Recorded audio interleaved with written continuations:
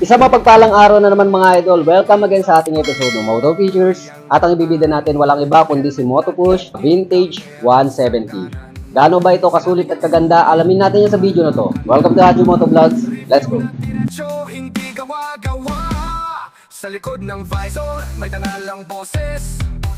Bawat salita parang kalabit ng throttle. Hindi lang specs, pati kwento ng makina. Haji ang pangalan to, ang sandata. Da Haji Moto Vlogs, Revenge Paraiso. Sumisigaw ang makina sa bawat video. Good morning mga idol. Welcome again sa ating episode ng Moto Features. At syempre, meron tayo na ispatan dito sa Moto Push Santa Cruz, Zambales. Ayan, may mga available sila dito na mga unit na magugustuhan nyo. Meron tayong pang business, pang forma. Ayan. So, meron naman tayo ditong Vintage 170. Okay? So, check natin isa-isa or suriin natin kung sulit ba ito bilhin. So, makikita naman natin dito sa unahan ay makikita natin bubungan sa inyo ang kanyang windshield. So, very sophisticated at pang pormahan talaga ang windshield na to na para siyang smoke lens na kulay brown. Okay? So, makikita naman natin dito sa harapan, classic na look na circle or round. Tapos makikita natin na LED po ang gamit nito sa kanyang headlight. At pagdating naman dito sa baba, makikita natin yung Moto Push na logo. Then, makikita natin dito, meron po siyang iGet Green Experience Technology. So, check na lang natin kung ano yung ibig sabihin yan.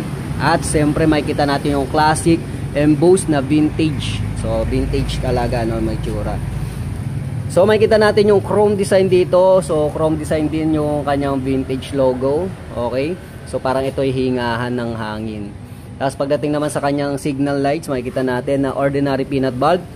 But wait, meron po siyang daytime running light na LED. Ayan po siya. So makikita naman natin sa gilid niya yung kanyang chrome dito na design na line. Ayan. So vintage talaga. Okay. So ayan yung dagdag forma. So chrome din siya dito. Merong pop-up dito na design sa kanyang front fender. Tapos ang kulay nga pala nito sa kabuuan is glossy gray. Yan. Kung di ako nagkakamali sa kanyang kulay. Tapos dito makikita natin ang kanyang suspension. Para siyang shock absorber, no? Meron siyang spring coil. Okay? So, isa lang. Okay? So, meron siyang spring coil dito na shock absorber. Tapos, dual path caliper with disc brake na po siya. Tapos, meron siyang guard dito na chrome ang design. Tapos, mags po ang ginamit dito na silver din po. Then, ang sukat ng gulong is, silipin natin, 110 by 70-12. Tapos, syempre, tubeless na po ito mga idol. So, habang sa kabila naman, makikita natin mga idol, no? Ang kanyang design dito ng kanyang taillight is napaka-unique at syempre, vintage na vintage talaga. May pagka-circle dito mga idol. And, ang gamit nito is LED na po siya. Then pagdating naman sa kanyang signal lights naman is ordinary peanut bulb. At makikita naman natin syempre yung kanyang disenyo dito napakalapad. 170cc ang kanyang displacement. So makikita naman natin sa gilid mga idol, vintage, nakalagay yung logo niya, chrome din ang kanyang kulay. So makikita naman natin sa kanyang back fender yung reflector light. So, dagdag visibility sa daan. So, dito naman yung kanyang back fender na mayroon naka-intact na plate holder. At makikita naman natin, no, solid din yung kanyang ginamit dito sa kanyang muffler, no, sa kabila. So, meron po siyang guard dito na stainless steel, tapos maliit na muffler. Tapos, nandito yung kanyang air-cooled fan. So, gumagamit ito ng air-cooled para sa pagpapalamig ng makina. Okay, suspension naman sa kanyang likuran, gumagamit po siya ng single shock absorber, tapos with spring coil na kulay black.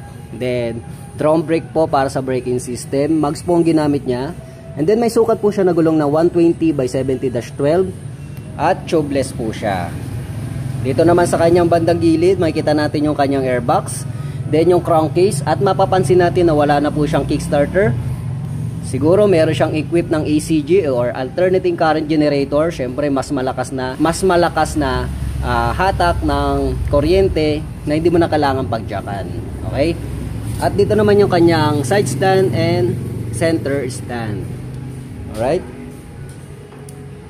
So punta naman tayo sa taas mga idol. Makikita natin. Okay?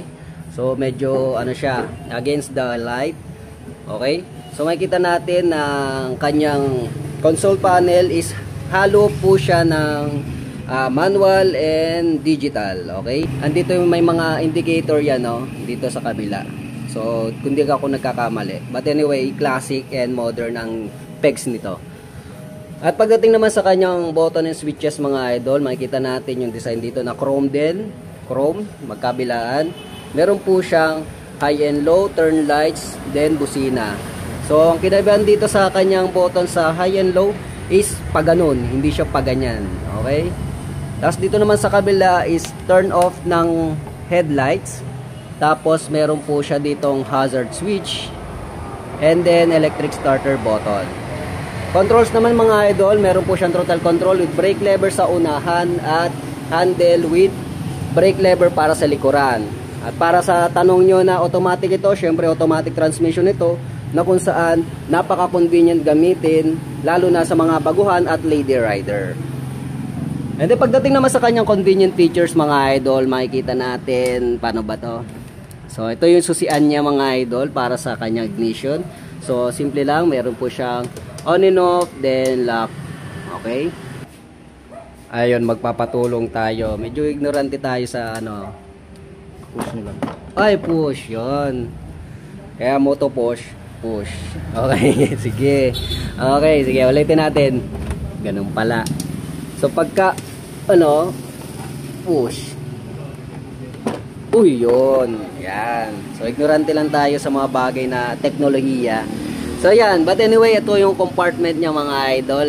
Para mabuksan siya, push lang ito. Kailangan naka engine cut off siya. Tapos, yun, i-push mo lang siya, magbubukas na siya. Compartment niya mga idol, makikita natin, meron po siyang pocket dito.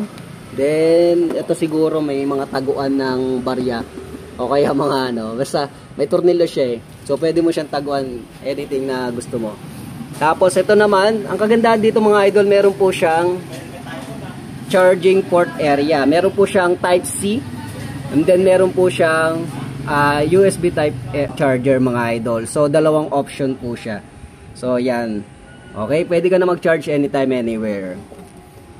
At ito naman yung kanyang seat opener. So, may compartment dito, yan. So, ito yan. Seat opener niya to. So, makikita natin yung kanyang compartment, mga idol. So, napakalaki, mga idol. Yan. Sobrang solid. Siguro kasyang half-face helmet, mga idol.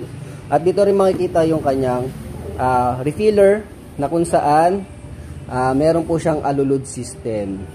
At ito yung kanyang upuan mga idol, vintage na vintage ang kanyang kulay. So para siyang Copico Blanca style yung kulay niya.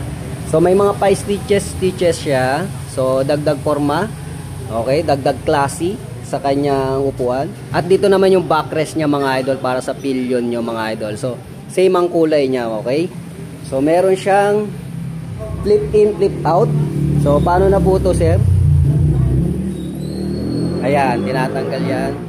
So, just in case na wala kang dala mga sir, so, pwede mo siyang flip out o flip in. Yan. So, napakaganda, solid din, no? So, pwede mo siyang lagyan ng anything na extra baggage mo. So, bukod dito sa flat footboard, meron po siyang grill type na grab bar na pwede mo siyang flip up o flip in. Tapos, ang last ko dito, yung kanyang nakita ko dito kasi yung kanyang flat footboard mga idol, no? So, solid din mga idol. Meron po siya ditong rubber. Ayan. Okay? At pagdating naman sa seat height niya mga idol, check natin kung pasok ba ito sa may average height na Pinoy. Ako po ay 5'4" mga idol, no? So, makikita natin mga idol, no? So, lapat naman pero nakatip 2 po ang aking paa. Tapos, ang kagandahan nito, naka-upright position po ang kanyang handle. So, hindi po siya nakakangalay sa ating likuran just in case na long ride tayo. At syempre, ang kagandahan naman nito sa motor na to is napaka-head turner talaga mga idol. Kitang-kita mo pa lang, unique ka sa daan kahit marami kayong nakamotor is talagang pansinin itong itsura niya mga idol. At ang kagandahan pa nito sa long ride is 170cc po siya. Unlike sa mga ibang scooter is nasa 155 lang or 150cc ang pinakamataas. At pag-usapan naman natin ang kanyang updated price regarding sa cash and installment nito via Motopush Santa Cruz, Zambales. Ang cash nito ay nasa 99,000 lamang. Meron ka ng vintage 170 na ganito kaganda. At kung kukunin mo naman ito ng installment, meron po siyang down payment na 10,000. At ang monthly installment naman nito para sa 36 months is nasa 5,194 at meron po silang available na terms na 24 and 12 months. Para sa ibang inquiry, pwede kayong pumunta dito sa kanilang office at aasikasuhin kayo ng nagsisibaitan na assistant dito.